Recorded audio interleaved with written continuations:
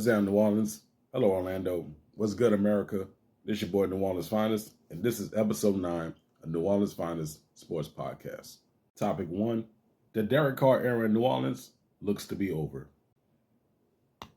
It was reported this past weekend that Saints quarterback Derek Carr suffered a major shoulder injury that would sideline him for the entire 2025 season. And the story comes as such a coincidence, seeing that a month prior to this, Derek Carr met with the Saints management and refused to take a pay cut, resulting in an $8 million restructured deal for the 2025 season. But here's the trip, Paul Yerman.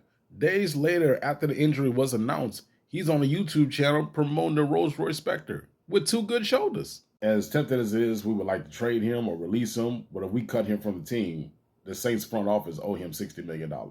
To give an overall spectrum of the situation, let me take you back to October 2024 after a 51-27 loss that my Saints suffered in Tampa Bay. Mickey Loomis is keeping Dennis Allen on board for as long as he have, off pride, because he's trying to prove that he, not Sean Payton, was the reason for our successful dynasty under Drew Brees. No, bro, all parties involved. And I like Spencer Rattler. Spencer Rattler is the future for the New Orleans Saints. We got a nice roster for the future.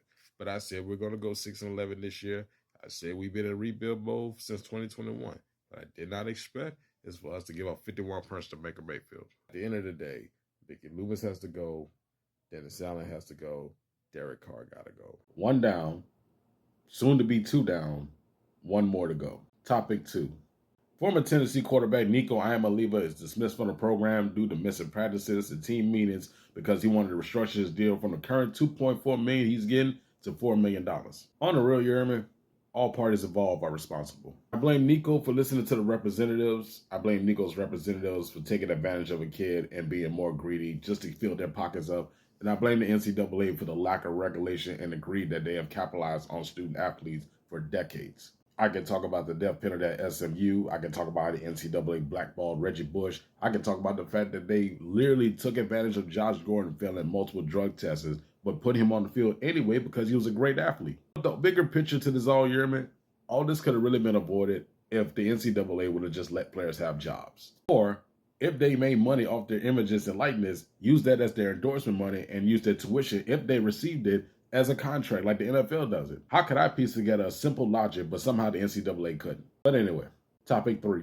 It slipped my mind when I wanted to do this topic last week, but congratulations in order to the 2025 recipients of the Pro Basketball Hall of Fame. Now, I was asked a question behind the scene. He recommended I ask this question for an upcoming episode. Shout out to my cousin Stan from River Coast Studios in Jacksonville, Florida. He asked me if I were to do a starting 5 of Hall of Famers that never won an NBA championship, who would it be? As buku unorthodox as it will sound, my starting 5 would be Pistol Pete Maravich, George Gervin, Carmelo Anthony, Charles Barkley, and Arvydas Sabonis. Hey, y'all continue to support New Orleans Finest Sports Podcast, available now on YouTube, TikTok, and Spotify.